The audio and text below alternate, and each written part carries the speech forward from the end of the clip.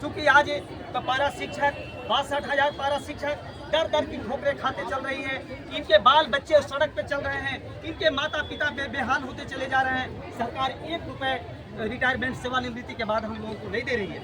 और सरकार केवल लोकतंत्र में हम लोगों का ये अधिकार है कि हम लोग जब आते हैं आंदोलन लोकतंत्र के माध्यम से सरकार को हम लोग बताने का काम करते हैं।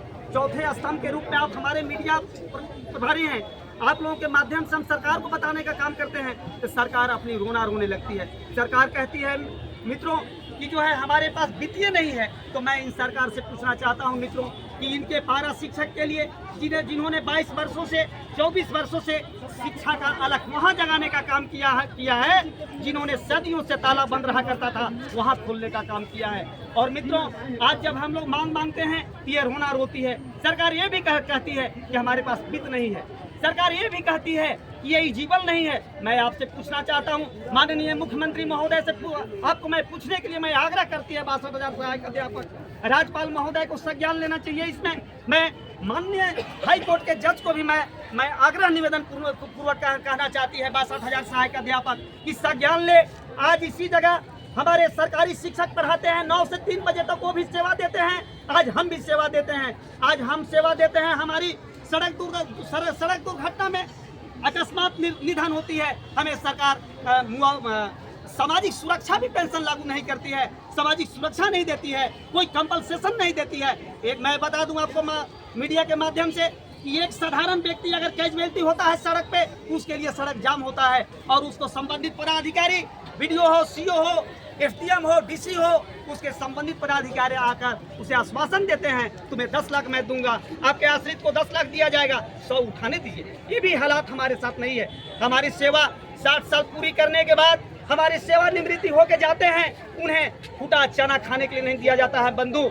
और इसी जगह सरकारी शिक्षक जब सेवानिवृत्त होते हैं उसी सरकारी स्कूल में पढ़ाते हैं, हम भी वो भी पढ़ाते हैं, वो सेवानिवृत्ति होके जाते हैं तो उन्हें जो है 75 लाख से 80 लाख, 70 लाख से 65 लाख उन्हें दिया जाता है। उसके एवज में जो है उन्हें पेंशन भी दिया जाता है 45,000, 50,000, 58,000, 48,000, जो उनका जो एलिजिबल है वो उनको लागू किया जाता है, दिया जाता है। और इसके बाद जो है उन्हें हम लोगों को बिल्कुल कुछ नहीं दिया जाता है। सरकार कहती है कि आप एलिजिबल नहीं है। मैं पूछना चाहता हूं सरकार, निकम्मी सरकार से कि मैं एलिजिबल नहीं हूं तो हमें क्यों रखे हो, आपको हटा देना चाहिए। सरकार कहती है कि रोस्टर नहीं है। मैं सरकार को बताना चाहता हूं रोस्टर नहीं था तो हमें आपने लाकर क्यों बर्बाद किया। ये सारी जवाबदेही आपकी होती है। मित्रों इनके पास सारा चीज है, सारी व्यवस्था है इनके पास। हम जनगणना का काम करना होता है तो हम एलिजिबल हो जाते हैं।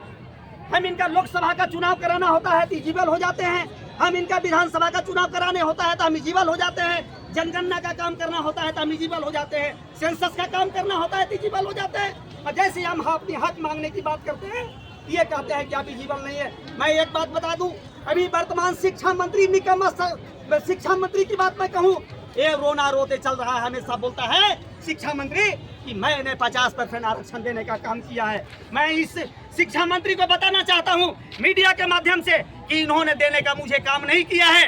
राष्ट्रपति शासन लागू हुआ था, सैयद अहमद जी राज्यपाल हुआ करते थे और यहाँ के विजय कुमार केंद्र से सलाहकार बन के आए थे।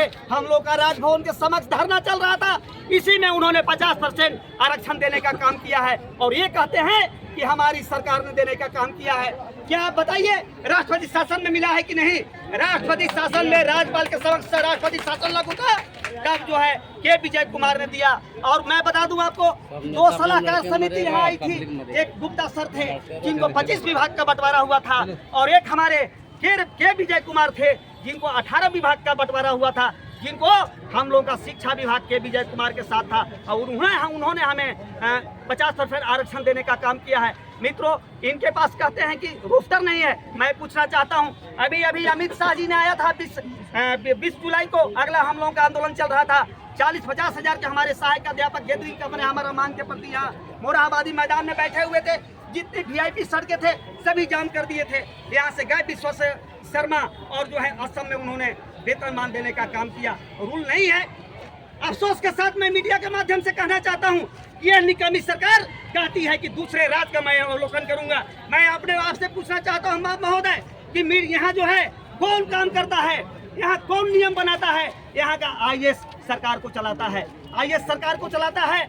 और अभी अभी बिहार में मित्रों हमारे साथी जो है वहाँ पर दक्षता जो आकलन परीक्षा दिया है, उन्होंने 100 का परीक्षा दिया है मित्रों, 100 पूर्णांक का, उसमें 30% ला के राजकीय दर्जा मिलने का काम किया है। और हम लोगों ने जो हमारे भाई ऋषिकांत तिवारी जी प्रदेश अध्यक्ष है आकलन सहायक अध्यापक प्रशिक्षित शिक्षक संघ का, मैं धन्यवाद देना चाहता हूँ कि इन्होंने पलामू से बिगुल फूका है।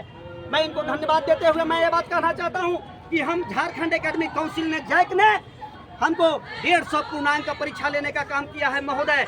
इसके बाद 35% और 40% कट ऑफ मार्क्स रखने का काम किया है। उस क्राइटेरिया को पास करके 150 पूर्णांक का पास करके हम लोगों ने आकलन सहायक आकलन शिक्षक बना है 31,000, जिसमें 10,000 हमारे लोग असफल हो गए। ये सरकार बोली थी कि हम साल जो है आकलन की परीक्षा लेंगे, लेकिन ये निकम्मी सरकार अभी तक जो है नोटिफिकेशन नहीं दिया। ये बहुत दुख की बात है। मैं आपके माध्यम से मैं मांग करना चाहता हूँ कि हम लोगों की एक मांग है वेतन मांग, और हमारे लोग वेतन मांग के सवाल पर कितने दर्जनों साथी हमारे शहीद हो गए। अभी हम लोग उनका कार्यक्रम भी किया है। अभी हमारे कंचन भाई थे, हमारे कैलाश पांडे जी थे, हमारे साथ मुनेश्वर सिंह जी थे, सभी लोग शहीद हो गए पुलिस की निर्मम पिटाई से। तो ये सब सवाल है हम लोगों का। हम मांग करते हैं कि अगर सेवानिवृत्ति हम भी होके जाएं तो हमें वेतनमान मिल जाएगा, तो हमें APF भी मिल जाएगा, हमें वेतनमान मिल जाएगा, तो हमें सारी लाभ कंपनसेशन भी मिल जाएगा, अनुकंपा भी मिल जाएगा। और बड़ी दुख के साथ कहना पड़ता है भाइयों, अभी हम पारा शिक्षक 58 साल की एज फॉलो कर रहे हैं। हमारी पत्नी या हमारा बेटा BEd करके टेट करके जो नहीं रहा है कि हमारा बाप मरेगा तो हम अनुकंपा लेंगे। ऐसा नहीं, अनुकंपा को शिथिल ये वेतन मान देंगे तो स्वतः सब कुछ मिल जाएगा। इसलिए हम मांग करते हैं मीडिया के माध्यम से, चैनल के माध्यम से हम मांग करते हुए एक मांग वेतन मान और टेट के समकक्ष जो है हमें आकलन पास को समकक्ष